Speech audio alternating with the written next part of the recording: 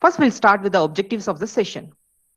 First, we'll see what is GCP, the guidelines for the GCP, with a brief history, how this GCP, good clinical practice, has come into practice, goals and missions of good clinical practice, clinical trials and its correlation with the GCP. The most important thing is the basic principles of GCP, which has 13 principles. We'll see one by one. Then we move on to the practices and strategy of applying GCP in research with its standards, which includes design, conduct, recording, and reporting. So with these objectives, first we'll go to the definition of GCP. What is GCP? Good clinical practice. In short, we call it as GCP. It is defined as a standard for the design, conduct, performance, monitoring, auditing, recording, analysis, and reporting of a research or a trial, which provides you the assurance that the reports are credible and accurate, and that the rights, integrity, and confidentiality of the trial subjects are well protected. So the GCP is particularly, it will be focusing on the standard of a research and the confidentiality and integrity of the participants who were involved in the research. So with this definition, now we'll elaborate to it. This GCP mainly focuses on two main things. One is ethics, the other one is quality. Ethics, it involves how a human participant is involved in the research, and the quality, it deals with how the study is done or how a research is done. So they both go hand in hand. So when you see the ethics, the quality also has to be maintained. When you come to the quality, the ethics also should be maintained. This is a schematic presentation of briefing about the good clinical practice. Good clinical practice mainly focuses on clinical trial. This clinical trial has various sub-arms, including designing of a study, conducting it, monitoring, recording the data from the study, analysis, and finally reporting the study. So all this involves the good clinical practice for a particular research or a study. So GCP are generally accepted guidelines, international best practices for conducting clinical trials, as well as any researches or any devised studies. So now we'll see what is the guidelines for the good clinical practice. This good clinical practice mainly focuses on the protection of human rights in clinical trial. So that is the main motto of the GCP guideline. It also provides the assurance of the safety of the newly developed compounds or any drugs which comes into the trial. It provides the standards on how clinical trials should be conducted. And finally, it defines the roles and responsibilities of each and every person who is involved in a research, such as clinical sponsors, research investigators, research associates, as well as the monitors who will be monitoring the study. So this is the most important three aspects of the guidelines of the GCP. First thing is the human right protection. The second thing is the safety of the study or a research. The third thing is the standards, how it is conducted. And finally comes to the roles and responsibilities of every person who is involved in a trial or research study. Now let us go back to the history of good clinical practice, how this has come into practice. Now the picture what you're seeing is a German country earlier in 1930s to 1945. There was a most common experiment, and it was famous also, which is called as Nazi experiments. In this Nazi experiments, all the military doctors who were the researchers, they were doing various types of experiments, such as freezing experiment, where they freeze the humans to the core and they find out the changes that is happening in their body. Sea water experiments, where they dip them in under the deep to the ocean, they dip them and see what are the changes that occurs in their body. And finally, they have gone to the high altitude experiments also to check out what are the changes that happens in a human beings. So this is what they have done in Nazi experiment. Now coming on to this, do any of you feel what they have done is right? What is your opinion on this? Can any of you unmute yourself and share your view on this aspect? Is that what is done right in this German country? Any one of you can unmute yourself and you can respond to it.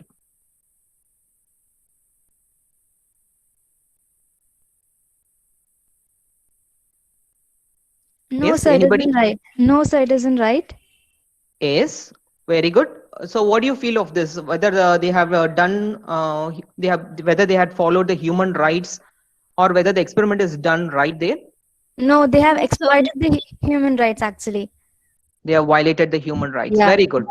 Yes, thank you, man. Now you can unmute. Now you can mute yourself. So this is a Nazi experiment scenario which has happened in German country in 1930 and 1945.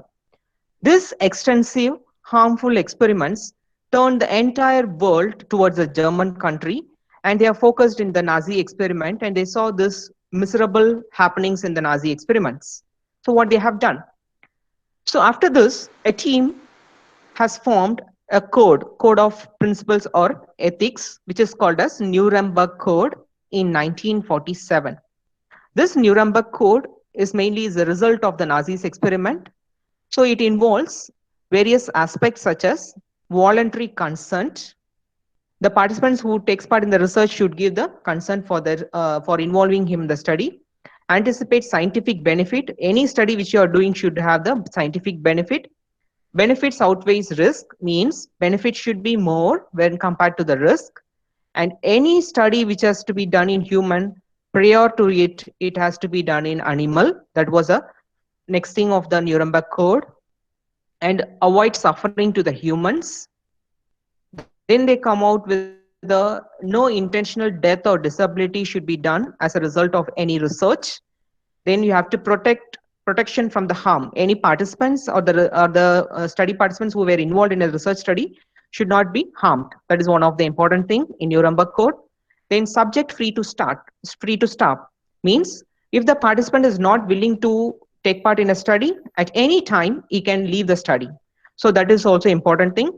Qualified investigators, the researcher who is involved in the study should be a qualified person, and the investigator will stop the study if any harm or any deteriorating effects happens in the study. So these are the 10 important guidelines which they have brought in Nuremberg Code in 1947 as a result of Nazi experiment. So the problem with the Nuremberg Code is it doesn't stand because it lacked legislation to back it up. So it is not legalized. So none of the countries agreed to follow this. So that was a drawback of Nazi experiment. Nuremberg Code, followed by the Nuremberg Code. Later on, what happened is, after 1947 Nuremberg Code, they have come up with another set of principles for research called as Helsinki Declaration. Helsinki Declaration is almost same to that of the Nuremberg Code, only few aspects they have modified. So those main aspects involves risk burden benefit, vulnerable groups and the individual should be avoided in any research. Scientific requirements and the research protocol, they were more focusing on the research protocol before the study is started. Research ethics committee. Earlier in Nuremberg Code, research ethics committee emphasis was not done, but here in Helsinki Declaration, they told that any research which is carried out should undergo ethical committee approval. So research ethics committee has brought into action. Privacy and confidentiality of a participant should be always maintained. Informed consent, use of placebo, post-trial provisions, research registrations and publications are made mandatory. So after any research is done, it has to be published. Before the research is done, it has to be registered. Unproven interventions in clinical practice are not allowed to be involved in the study. So these were the Helsinki Declaration. Only a few modifications were done from the Nuremberg Code, but most important modification, and that brought the entire universe to follow the strict guidelines for this research. But still, this Helsinki Declaration also didn't stand up because it is, even though it is national legalization was done, but there was no standard between the nations. So every country had their own set of standard principles. So all the countries were not able to follow up this, and there were no uniformity. And this has a drawback for the Helsinki Declaration in 1964 after it was implemented. Slowly, what happened is they have come up with a third set of principles which we are seeing today, that is good clinical practice. This good clinical practice, before forming these guidelines, what they did is they formed 12 a committee which is called as International Conference on Harmonization. In short, we call it as ICH. That's why in the title itself, we have given it as ICH GCP. So this is a committee, International Conference on Harmonization, who has created a consolidated guidelines on good clinical practice. This committee, ICH, consisted of the governments of United States, European Union countries, and Japan coming together to develop common regulations for the pharmaceutical markets among the member countries. And how this has ICH GCP has been implemented. First, what they did is they just started up with the building scientific consensus. After that, they started up with the drafting the guidelines. Once the guidelines are drafted, they consulted with the regional regulatory agencies of every country. They just consulted with them. Once it is consulted and finalized, they started to adopt it. And that is how ICH GCP adoption and the harmonized guidelines has come into action. Finally, slowly what they did is they started implementing these guidelines in various regions of the committee members, ICH committee members, the countries, they started to following it up, and also it was implemented strictly. And something you have to remember this, do you know what is FDA? Can any of you unmute yourself and tell me what is FDA? As a biotech students, you'll be very familiar with this term FDA. Food and Drug Administration. Very good, very good. So it is Food and Drug Administration. Now we were seeing this GCP. Now how come this FDA come into sudden picture? So this FDA, it's an agency within the US Department of Health and Human Services. It consists of the Office of Commissioner and the 4 directorates overseeing the core function of the agencies. And FDA takes over the medical products and tobacco, foods and veterinary medicine, global regulatory operations and policies, and finally the operations of these policies. So the last two, you can see that any regulatory operations or policies which has to be implemented, FDA comes into action. So the GCP is a set of guidelines which are practiced for the research given by the ICH, and that was implemented mainly with the help of Food and Drug Administration, FDA. So to summarize the brief history of this ICH GCP, you remember Nazi experiment which was done in German countries. Later in 1947, due to Nazi experiment, they have come up with a set of guidelines called as Nuremberg Code. Slowly the Nuremberg Code stepped down and Declaration of Helsinki has come into picture in 1964. Later on, this also has stepped down and slowly they have come up with the final guidelines which is called as International Conference on Harmonization, Good Clinical Practice in 1996. Later, this GCP also, they have modified a bit, not major changes, just slightly modified. The Medical Research Council, they have just modified the GCP guidelines in 1998. Later in 2004, the European directives have modified it. And later in 2005, the Research Governance Framework has come into action. So this is how the GCP has evolved and come into action. And today, every researcher should know what is GCP, and it has to be applied in our research when you're doing any research. Coming on to the mission of this GCP program. The GCP program is a focal point within FDA regarding issues in human research trials regulated by the FDA. This GCP program includes, it coordinates the FDA policies, contributes to the leadership and directions through participation in FDA Human Subject Protection or Bioresearch Monitoring Council. It coordinates FDA's Bioresearch Monitoring Program. It contributes to the international good clinical practice harmonization activities. And finally, excuse me. And finally, it plans and conducts training and outreach programs. So before seeing the guidelines of this ICH GCP, you should have an idea about the clinical trial, because this GCP mainly focuses on clinical trials. I'm just briefing here about the clinical trial and the various phases of the clinical trial to give you an idea. Clinical trial as such is a very big topic which takes a one-day workshop, but here I'll try to summarize it as short as possible within a single slide. So when you see the clinical trial involves four phases, starting up with the phase one trial. This phase one trial is done for determining the dosing and the documents how a drug is metabolized and identify the side effect. For that purpose, the phase one trial will be started. After this is completed, they move on to the phase two trial, where we gather the safety data and the evidences, thus proving the drug's efficacy. Coming on to the phase three mainly involves the monitors. It involves the great number of participants who were involved for the study, and mainly it monitors the side effect of the drug. So first one starts with the determining the dose of the drug, and then they check out the efficacy of the drug. And in the third phase, they monitor the side effect of that particular drug. Finally, in phase four trial, they will be focusing towards the long-term risk. So when the drug has come into the market, after coming into the market, they just check out how the long-term risk goes about with the drug. So this is how the four phases of the clinical trials were conducted, and you have to remember the four phases.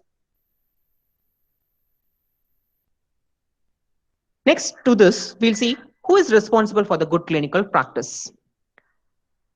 Now, the good clinical practice, the person who are responsible includes sponsors, investigators and the site staff, the contract research organization, which includes the institution also where the research is done, the ethics committee, the regulatory authorities, and finally the research subjects. I just want to put a question here. Do you think that all these people are responsible for following the GCP guidelines? Because here you can see the investigator who is doing the study, of course, he should follow the GCP guidelines. What about the others? Can any one of you unmute yourself and tell me whether all has to follow or only the investigator who is doing the research alone can do this?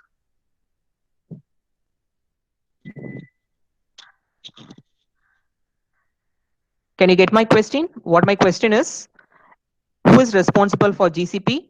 There are various set of people who is involved in research, including sponsor, investigator, CROs, ethical committee, regulatory authorities, and research subjects.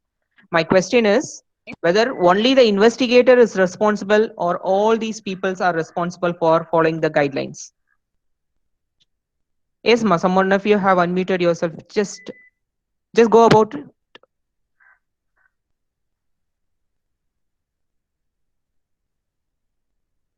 Anyone? All these are responsible, sir. Okay, so all the people are responsible. Can you just be specific who will be more responsible towards this?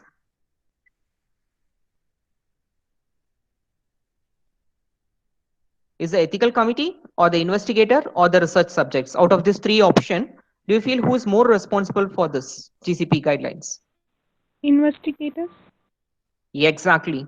So the investigator has strictly adhered to the principles of GCP. He has to follow that.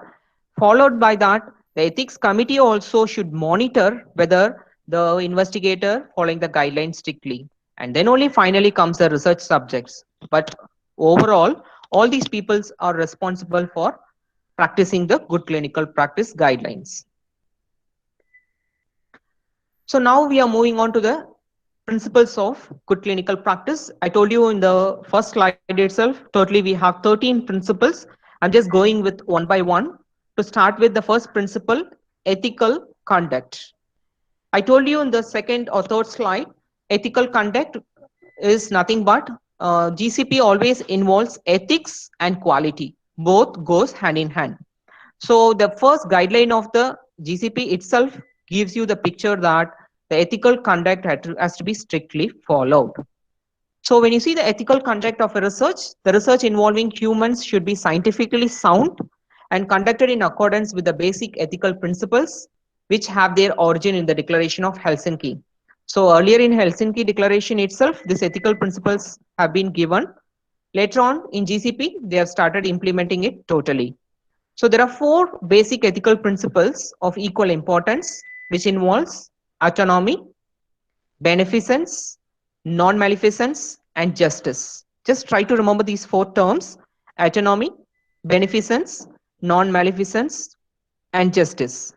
To start with first autonomy, autonomy is the respect for person. Any participant whom you have involved in your study, you should give due respect for that person. If the person don't want to continue, or he feels that the research is not quite feasible for him, you should give him equal enough rights to get to leave the project or to leave the study. So that is what autonomy. So always you have to respect for the person or the participants. Beneficence. So whenever you do a study, the participants of the study should be benefited, or the committee should be benefited. Just like that, you got a topic for your dissertation or thesis, you cannot take a topic and do a research. It should have a beneficial effect for the patient or the participant, as well as to the society or the community. Non-maleficence is nothing but do no harm. You should not harm the subject or the participant who is there in your study. And the last one is justice. You have to always do justice to the participants and the sponsors. Because here what we have, why justice is important is, you may get a sponsor who comes up with the lakhs together, they may sponsor you and they'll ask you to do a particular project. So you, for money's sake, if you accept for that without knowing anything about the study or any harm and the risk of the study, and if you start with your patient or the participants, then totally you are doing injustice to the participants. So you should not follow that. Always remember justice. You have to see whether the study is really worth of doing it and it is not harming the participants. That is most important. So all this put together is, it explains the first principle, which is nothing but the ethical conduct. So remember, when you do a research, stick on to the ethics. Coming on to the second principle, it's benefit risk assessment. Whenever a study is planned or whenever you are selecting a topic, always focus on this benefit risk assessment. So research involving humans should be initiated only if the anticipated benefits for the individual research subject and the society clearly outweigh the risk. So the benefit should be more when compared to the risk. And then before a trial is initiated, the foreseeable risk and inconveniences should be weighed against the anticipated benefits. So you have to compare what are all the possible risks for a study, and that you have to compare it with the benefits from the study. So if the risks are more, then the study has to be automatically dropped down. A trial should be initiated and continued only if the anticipated benefits justify the risk. So the benefit should justify the risk. So that also you have to remember. I'm just giving you an example here. I have not used any medical terms. It is put in a simple terminologies. So here a study is done. So effect of taking a medicine to reduce the weight, that is obesity. So they want to reduce the weight, so they are giving a medicine for reducing the weight. So for that you have two aspects. One is the benefit of taking that particular medicine for reducing your weight, and the other one is the risk for taking that medicine to reduce your weight. The benefit includes weight loss and improvement in the cholesterol level, whereas the risk here are depression. The drug can cause depression, the drug can cause heart attack, and the drug can cause diarrhea. So here you can see what are all the possible benefits from the study, and here you can see what are all the possible risks from the study. So whenever you plan a study, always focus on this benefit and the risk, because the committee, the ethical committee, will question you what are all the possible benefits and what are all the possible risks. So now I just want to put a question over here. You can see what are all the possible benefits and you can see what are all the risks. If suppose you are a researcher taking this research, will you proceed with this research? Or you'll drop down the research? Any one of you can unmute yourself and tell. Drop down? Drop down. Yes, very good, Since, very good. yeah. Can you justify Because why? risks Yeah, since Yes. risks are more than benefits. benefit factors. One, can one by one talk? Since risks are more than the benefits. Since risks are more than the benefits, here what is the most important risk that you can see? What is the important risk that you can see? Heart attack? Yes, the patient can even die So the risks are more. Even though the patient can lose their weight or their cholesterol levels are improved, okay, that is fine. But when you come to this aspect, the patient will have possibilities of having heart attack is more. So you should not prefer the study. The study has to be dropped down. If at all, still you want to continue with the study. Can any of you give me a solution? Can I still continue a study?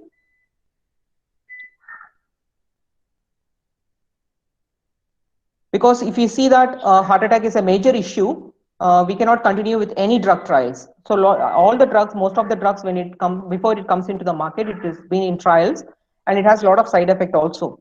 But can any of you tell me an idea how to come about with this? Reducing the dosage of the medicine. Yes, very good. Any other idea? Any other complementary compounds being used which prevents heart attack? Yes, very good. You can give the supplementation or the additional compounds. Yes, very good. Any other thing? Something is missing there. Once you start the trial, can we just have the trial continuing with that? What you should have as a backup?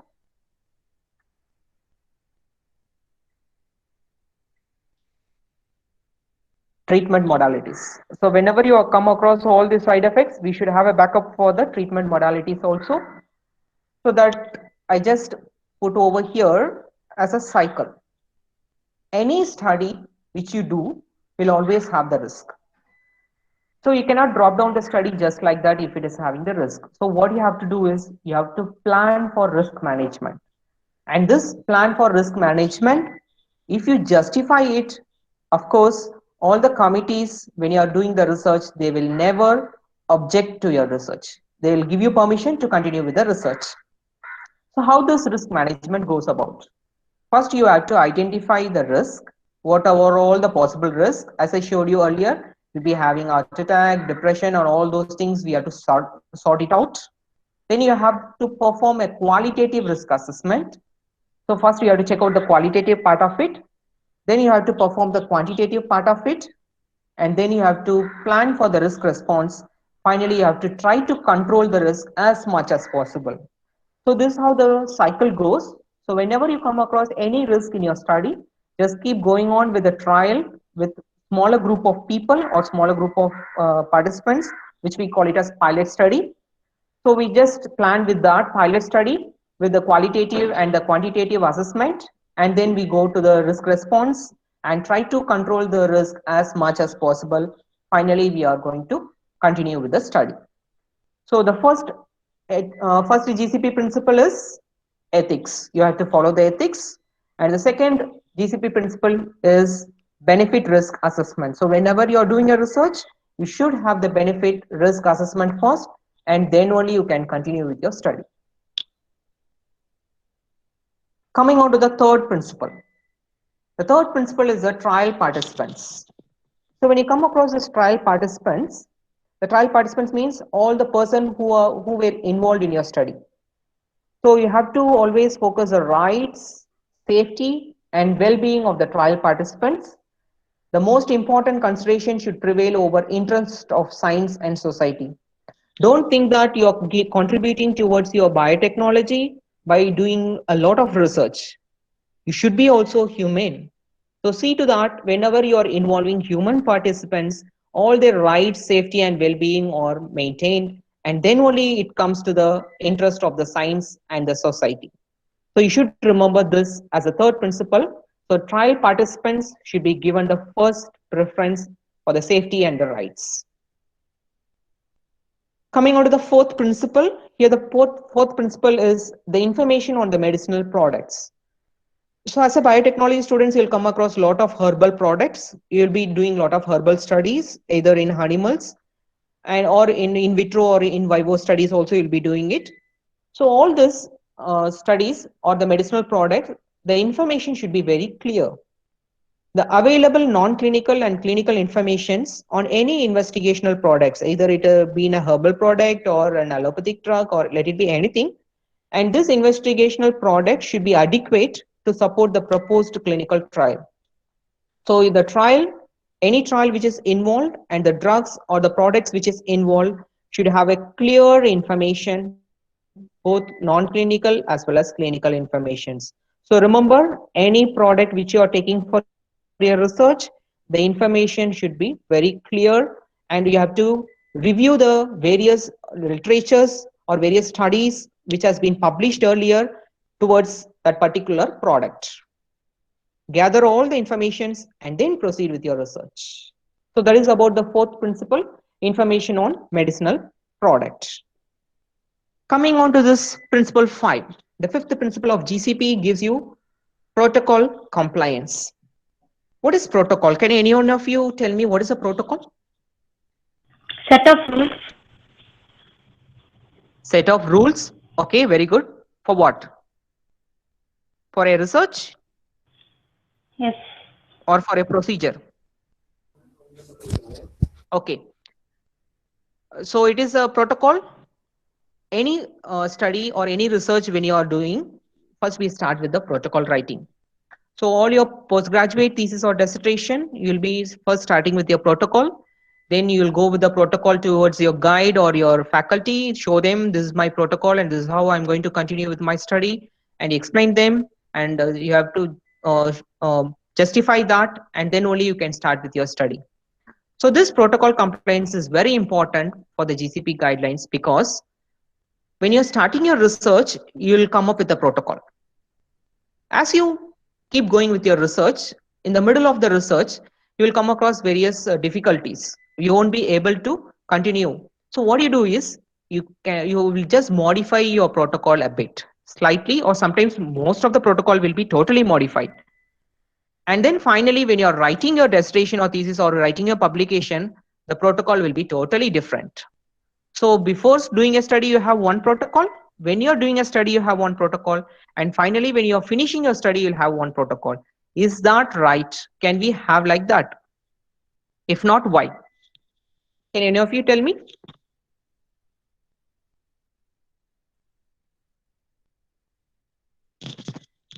Can we have like that? No. No, we cannot have like that. So whenever you are starting your study and you have written a protocol, you have to strictly adhere to that protocol. You cannot deviate from your protocol, or you cannot keep on changing your protocol. So research involving humans should be scientifically justified and described in a clear and detailed protocol.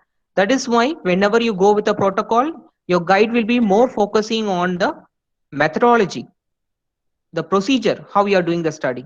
They will not be seeing that, they won't be giving that importance to the introduction or the reviews, but they will be mainly checking out the protocol methodology, how you are doing the study. So that is how you have to focus, because methodology plays a major role in any research.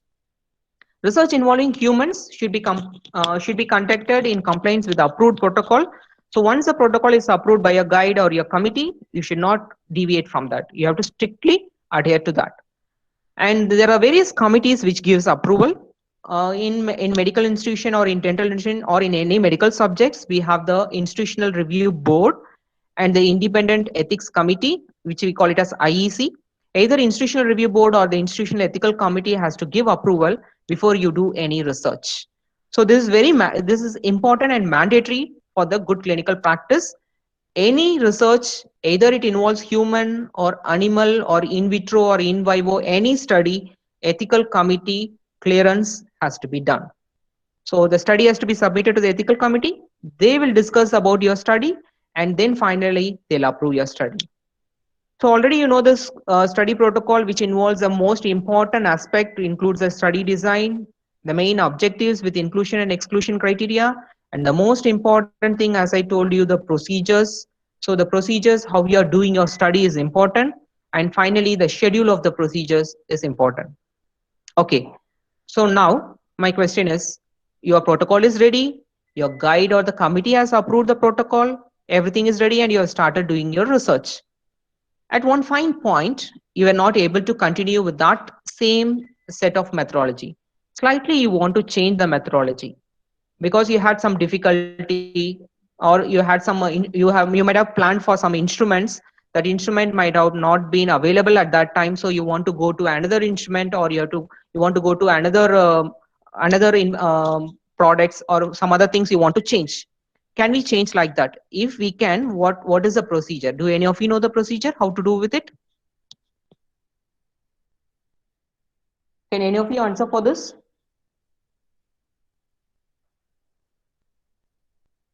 I think most of you might have come across this problem. You might have started your study, but suddenly that resource will not be available. Then you have to slightly modify your study. So what will be the solution? Anybody?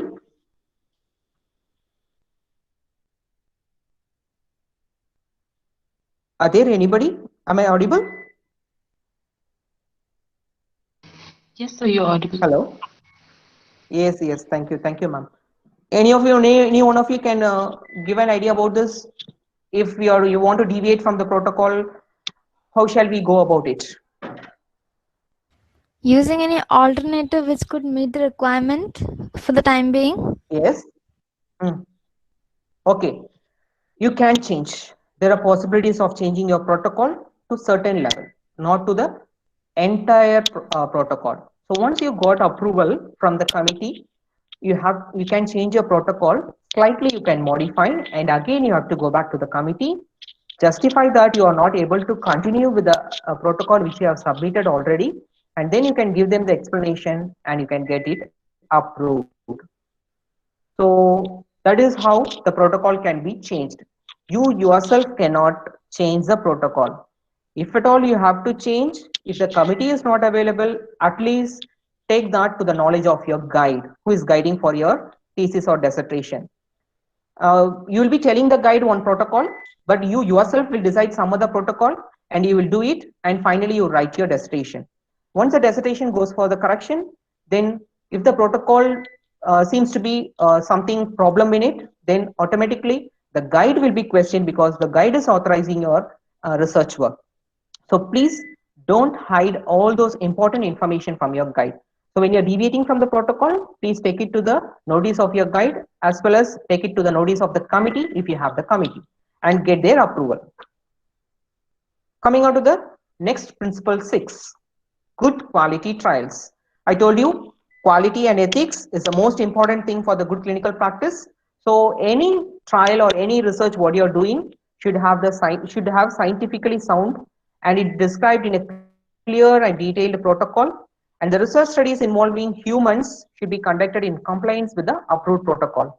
So everything should be scientifically proved and it has to be properly done. If at all you want to do anything which is very new, then you have to go to the committee. You have to explain that no other earlier studies were done, just I want to give a try. And if the committee accepts your study and they see and they tell that okay, the study will not harm the participants, then you can proceed with your study. So always remember, the any study which you are going to continue or any study which you are going to proceed, it should be having good quality. Coming on to the 7th principle, investigator and the trial staff's qualification. Here the qualification is very important. Suppose you want to do a herbal study. You want to take a herb and you want to prove its antioxidant activities or antimicrobial activities or anti-cancer activities, let it be anything. Can yourself as a biotechnology student or biotechnology person, can you alone do this study or do you have to collaborate with somebody? We have to collaborate with somebody. Very good. If we have to collaborate with somebody, whom we can collaborate? A person Can we who has collaborate with more an knowledge on it. yes? Can Or you any collaborate research with an institutes? yes? Or any research institutes? Okay, okay. Any research institutes which will be more focusing towards the herbal research and they do extensive herbal researches. With them you can collaborate, or with any researcher who is having very good knowledge about that, you can collaborate. And you can collaborate even with the doctors also who is in pharmacology department, or you can go with the Ayush doctors who has an idea about this, like Siddha, Ayurveda, Unani. All these people will be having herbal products ideas, so you can collaborate with them. Why this collaboration is very important? You have literature, so you are doing. Why you want to collaborate with them? We need So, specialists in that particular field. What will be the benefit? uh, to proceed the procedure Very without good. a hindrance. Okay, very good. You can proceed your procedure without any hindrance, and they can guide you in time if at all you are going to have any problem in the study. Okay. Anything else for collaboration?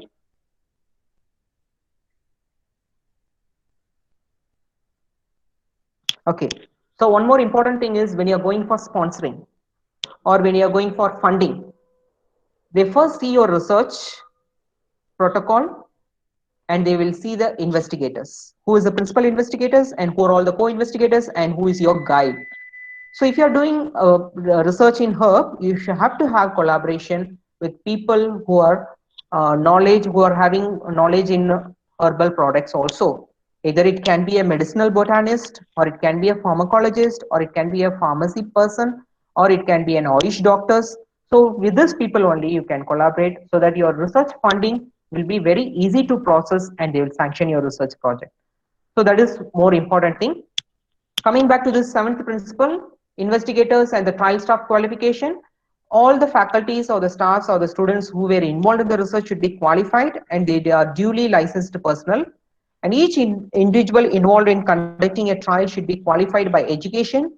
They should have enough training and they should have experience to perform the respective task, and they should be currently licensed to do so wherever it's required. So qualification of the investigator and the trial staffs, all the other staffs who are involved in the trial also need to be qualified. Coming on to the eighth principle is a medical decision. So earlier in the slide, I told you qualification is very important. Why this medical decision is important, and they have given more weightage to this medical decisions in good clinical practices. The medical care given to and the medical decision made on behalf of subject should always be the responsibility of a qualified physician. So this happens mostly in the clinical trials, drug trials. When you're doing the drug trials in humans, that time you'll come across various decisions has to be taken by the doctors. So the physician has to be qualified for taking those decisions, and when appropriate, even sometimes the dental studies also involves, the dentist also will be involved for the various studies where they do in tooth, and for that you should have a qualified dentist also to give the decisions. So that is why I told you, you have to collaborate with the particular person before you go about with your study. And this collaboration is very important, and that can be your multidisciplinary research involving various disciplines. So that is about the eighth principle, medical decisions. Coming on to the ninth principle, informed consent. I told you in the Nuremberg Code, as well as in the Helsinki Declaration, as well as in the GCP, informed consent is very important.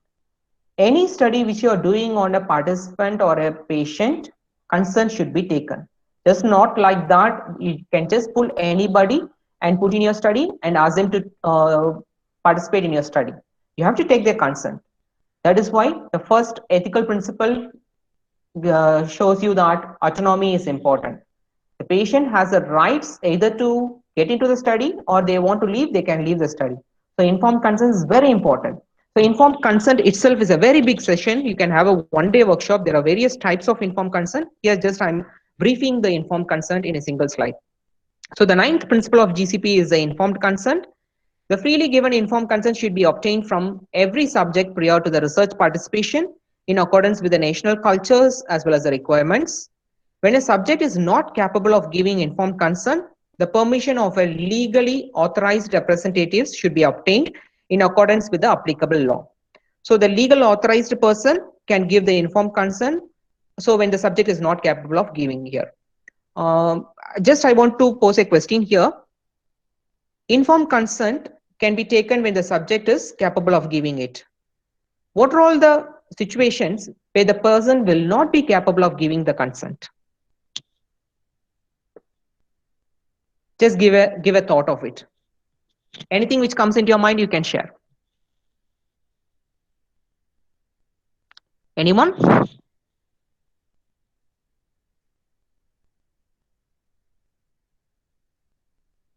When can a person cannot give his consent? If it has more risk, Okay, very good. Okay, I do agree. If Or the if thing it is is violating anything? violating anything, okay. Any other situation where a person cannot give his consent? if they have any problem with Yes. their physical body Yes, or if any suppose you want to do a abnormal, yes, very good. If they suppose you want to do in a coma patient, can the coma patient come and give you the consent? He cannot give. That time you can have the legally authorized person can give consent for the sake of that patient. And any other examples like that? One is chroma, then Minor age group very people. good. Minor group people, children's cannot give their consent. So the legal guardian or the parents can give the consent for that particular study. Anything else? There are lot of examples are there. Let's give a try. Any disease affected person? Okay, any diseased affected person when they are not able to give physically the consent, so the guardian can take over it. Then anybody else? people with comorbidities. Okay, people with comorbidities. Okay, can mentally challenged people can give? No. Okay, they cannot give. Okay, now I put a generalized question here. So lot of girls were answering here. Can women give a consent on her own? Let me see the responses. Yes, sir. So she can give the Why consent? not? Yes. Yeah. Yeah.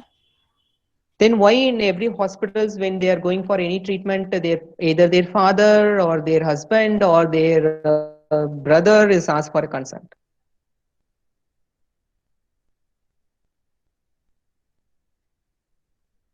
Do you think that she has a legal rights to give the consent? I'm twisting the question for getting the response from you all. Since I can hear a lot of girls answering very sportively, very good. I feel very happy. Let me see this also how the answer comes from you.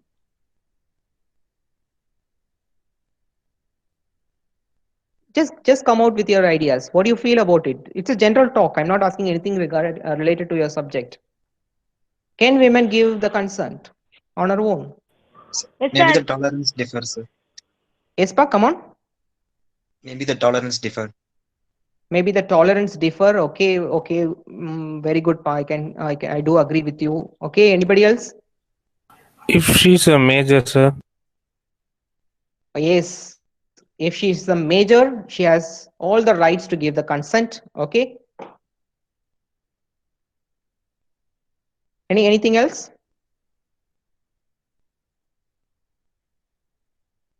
Guys are answering for this. I want the girls to come out with a solution for this. It's a very big issue going on from for you decades together. Is women has rights to give the consent or her legal guardian only has to give the consent? Okay, anyhow, I have put the fire. It's all up to you to fight for your rights. So women's have the rights to give the consent. You have to fight for your consent, and not all the time the legal guardian can give the consent for you. Okay, so I put the fire here. Keep going with it and prove yourself and fight for your rights. We go to the next principle. The principle 10 for the GCP is confidentiality or privacy. And this is very important. The confidentiality of records that could identify the subject or the participant should be protected, respecting the privacy and confidentiality rules in accordance with applicable regulatory requirements. So you have to always maintain the confidentiality of all the participants who were involved in your study. For example, here I put a question. If suppose a patient come to you or a person comes to you and they just tell you're doing a survey on HIV, AIDS for something related to your biotechnology, something like products or some drug trials like thing. So you're doing with your biotechnology. So you're taking a survey for HIV and one of the male partner has come to you and he has told that he is HIV positive.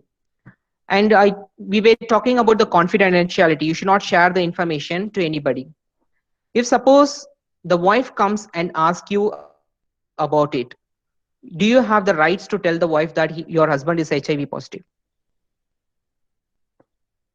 Put your thoughts. Be free. No, sir.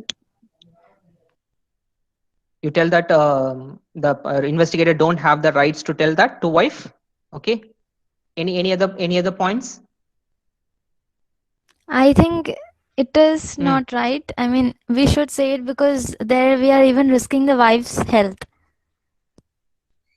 Very good. So here the confidentiality or the privacy sometimes should be broke in case of any legal issues. If a law comes into it, if the court asking you for any proof or evidences, or if something like what we had this condition, wife has to know the information, all these things. So that time alone, the confidentiality or the privacy, if needed, can be revealed. The information can be revealed. If the law is, or the court asking you for information, you cannot tell that, no, I have to maintain the confidentiality of my participant, I cannot give. So you cannot tell like that. At that time, you have to give the information. Okay. So that is about the principle 10. So confidentiality and the privacy should always be maintained. And coming on to the principle 11, records and data. All the informations what you have collected should be recorded properly, handled and stored so that the results or the data of the study will not be used for something else. So that is very important. GCP guidelines is also focusing on the information which is collected from the research, not only the research. After the research, the information collected should be stored properly. So that is important. That is the principle 11. Records and data stored and handled properly. Coming on to the 12th principle is good manufacturing practice. All the investigational products which you are using for your study should be manufactured, handled and stored in accordance with the applicable to GMP guidelines. Like GCP, good clinical practice, you have one more guidelines for all the manufacturing products that is called as good manufacturing practice. That is a separate entity, and it will again take one day workshop for you. So it is separately different, good manufacturing practices. So this GCP guidelines tells that whatever the products you are using it should be in accordance or stored or handled in accordance with the GMP, good manufacturing practice. They should be used in accordance with the approved protocol. Always remember your protocol, everywhere it stands, and GCP mainly tells you that to adhere to your protocol, stick on to your protocol. Coming on to the last principle, principle 13 is quality assurance of the systems. The systems with procedures that assure the quality of every aspect of the trial should be implemented.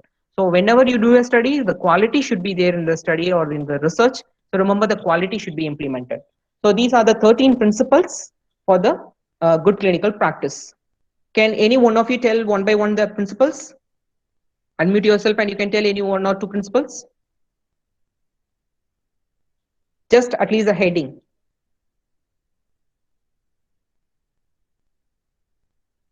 The most important thing. Anyone? I told you 13 principles, at least one or two. Yes, yes. Ethics, Yes. sir. Very Ethics. good. Ethics. And anything else? Assessment. Pardon? Benefit risk assessment. Benefit risk assessment. Very good. Benefit risk assessment. Then? Trial Maintenance participants. of record. Trial participants. Very good. Okay, come on. Super. Okay, then? Quality. Informed Quality. consent. Very good. Informed consent. Very good. Maintenance Information of on the medical records. products, sir. Okay, medical products. Information of medical products should be stated. Okay, very good. Confidentiality. Confidentiality. Okay, confidentiality and privacy should be maintained. Superb. Good Manufacturing. Good manufacturing practices. Okay, that is there in the slide. Okay, good manufacturing practices should be handled. Okay, all the products. Okay. One more thing is there in the slide itself. Protocols. Okay, Quality protocol. You assurance. have to have, yes, quality assurance is there, and then you have to adhere to the protocol. Okay. So do you all got some, at least some idea? Yes, informed consent. Thank you. Thank you. So I hope that you all got at least some idea about this 13 principles. So what you have to do when you're doing a research, and how this GCP guidelines you have to follow in your research. So whenever you're doing your research, please stick on to this. After your post-graduation, you may be going for your doctoral work also. When you're going for your doctoral work and postdoctoral work, This GMP and GCP guidelines are very important. So that's why now itself your department, they want to lay a foundation for you for all these aspects. Okay. So that is about the 13 principles. And we are coming to the last part of the slides. We have only 2-3 slides left over. One is GCP Design Standards. It includes whenever you're designing a study, you should have a proper protocol. You should have an investigator brochure, which gives you the details about the investigator, including his qualification and then his experience, his training, everything. And then scientific soundedness, that is about the study, how scientifically it is done. Feasibility, whether that particular research can be done in your campus or in whatever the resources available, that is a feasibility. Resources, adequate resources should be there for your study. And this one is randomization and blinding. It's more medical towards more medical. It's randomization and blinding is when they're allotting the participants, they'll be just randomly allotting the participants to the study group as well as to the control group. So that is the randomization. So all this are the GCP design standards. You have to follow the GCP design standards by using all this, and these documents has to be kept ready. Coming out of the GCP conduct standards, how the research is done. Earlier you saw what are the documents needed for the research. Next you are seeing how this research can be conducted. Always remember the approval has to be taken from the committees and the compliance with the protocol. Stick on to your protocol. Don't keep on deviating from your protocol. Informed consent is very important. Confidentiality, medical management of adverse event. If at all you're doing any trial, if any adverse effect events happens, you should be able to give the medical management. The backup should be there for the treatment. Product accountability and the qualification and training is very important. So all these are important for conducting a research. That is the GCP conduct standards. Coming on to the recording standards of GCP, all the information that is collected from the patients or subjects or participants. So that should be documented. That is CRF completion, case pro forma sheet or clinical research information, whatever the data are. Data handling, security maintenance, audit requirements, product accountability, and the management of study files and essential documents. Like GCP, you have the GDP. It's upcoming now, which is called as good documentary practices. Like GMP, GDP also has come into practice now, good documentary practices. So that you have to remember recording standards for the GCP. Coming on to the reporting. So after, when you're doing your study, if something happens in your study, whom you have to report? You have to report to the sponsors, the committees, Institutional Research Board or the ethical committee, all the regulatory authorities and the other investigators. You may be the principal investigator, but you have to inform the other investigator also what is going wrong with the study. When you have to report, when there is an adverse effect or any problem you come across, interim reviews. In the middle of the research, you have to review your research. You have to update. You have to update and inform your guides or your sponsors or the committees. You have to update them that this is what going on in my research. You have to submit the regular progress report, final reports, and the monitoring and the audit reports also should be maintained for the thing. So that is about the GCP reporting standards. So I just finally come to the conclusion slide where you have the take-home message. So the take-home message, you have to conduct the research ethically. Never do harm to the patient. Remember that. Stick on to your research protocol. Don't keep on deviating from your protocols. Informed consent should be obtained before you start your study. Obtain ethical committee approval. Maintain the records or all the data sheets or the information which is obtained from the patient or the subject. Confidentiality and the privacy is very important. You have to maintain that. Always remember you have to maintain the quality as well as the products which you are involving in your research should be adhered to the GMP guidelines. So that is the take-home message. So try to stick on to the GCP guidelines as much as possible when you're doing your research. So these are all my references. So that's it with the International Conference on Harmonization.